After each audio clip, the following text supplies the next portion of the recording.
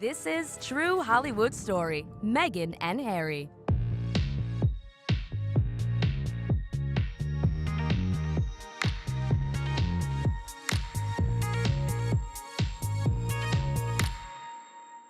Three years after Meghan was born, real-life Princess Diana gave birth to her second son, Harry, on September 15, 1984. Princess Diana has issued forth with a second child. It is a boy. Princess Diana's first son, William, was the all-important heir. Baby Harry was the spare. Harry hates being called the spare, but it's a title that was given to him by his father. Princess Diana never treated her boys differently, but other people would bow and curtsy to William as a 6-year-old. They never did that to Harry.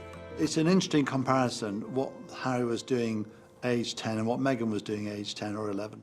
Anti-war protests in this country are growing. While still in elementary school, Meghan organized a protest against the Iraq War. It was so well attended, a local TV station actually took footage of it. The next year, Meghan took blue-chip corporation Procter & Gamble to task over what she felt was a sexist ad campaign.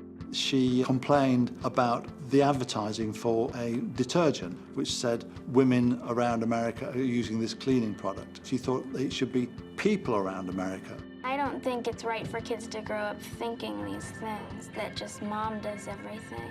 Meghan was 6 years old when her parents divorced in 1987. Doria and Thomas really tried their best to make it work when it came to co-parenting. She enjoyed time with her mother. Doria was quite a disciplinarian, taught her yoga, they went jogging together. Both Doria and Thomas were quite sensitive to Meghan's feelings about her biracial background. And on one occasion, she had to fill in various boxes in a questionnaire, and there was nothing that said biracial. And so she was torn, do I enter white or do I enter black? And she asked her father, and he said, make your own box. He had to hold himself together and be dignified while going along in the funeral procession of his mother. What that does to a person is it begins to teach them to neglect their own feelings, that the image is more important than what's actually going on inside. Harry and William came to Kensington Palace for one last time. And I said to William, you must take something of Mummy's. So he said, I'd like Mummy's watch. And I said to Harry, and what are you going to take, Harry? He said, can I have a hairbrush? I'd like to take that, because it still had her hair in it. And we held each other, and Harry's tears wet my shirt. His heart was broken. Harry was all over the place, taking drugs, he was getting drunk, he was getting into fights in nightclubs. He was a very angry young man. 20-year-old Harry's hatred for the press came to blows in 2004 when he got into a physical altercation with a paparazzo. Get back off the vehicle!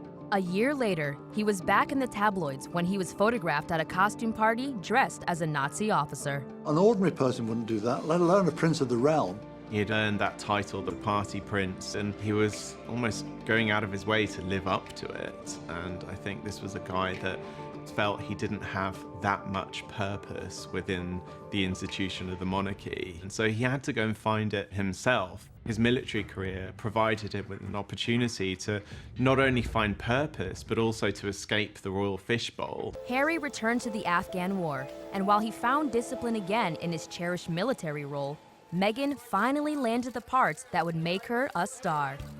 She was 30, and she snagged this role on Suits. Mike Ross? Hi, I'm Rachel Zane. I'll be giving you your orientation. He was with a friend of his, and she was flicking through her Instagram, and he sees Meghan. He says, well, she's good looking. Is she single? Yeah. Well, let's meet. I didn't know much about him, and so the only thing that I had asked her when she said she wanted to set us up was, I had one question. I said, well, is he nice? I'd never watched Suits. I'd never heard of Meghan before, and I was beautifully surprised when I walked into that room and saw her, and I was like, okay, well, I'm going to really have to up my game. The engagement of Prince Harry and Meghan Markle. Hey, Very first time we met. Meghan, can you show us the ring, please?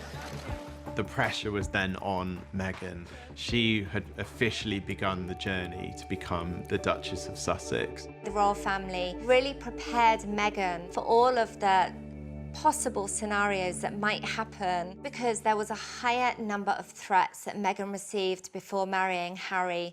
There were death threats and security threats because there were people who didn't like the idea of a biracial woman marrying into the House of Windsor. If there's any woman in the world who can handle the pressure, the publicity, all of the things that go with being a royal, Meghan can.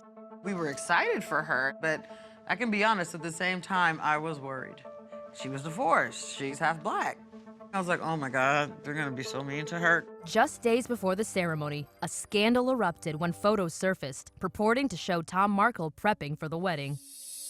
They take all kinds of pictures of me making me look negative. So I thought this would be a nice way of improving my look. Well, obviously that all went to hell.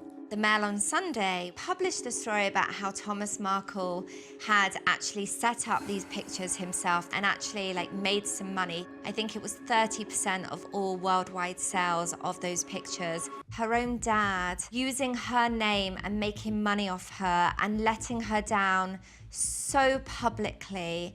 It was incredibly humiliating, incredibly heartbreaking. 1 year after Harry and Meghan were married, they welcomed their son, Archie, into the world.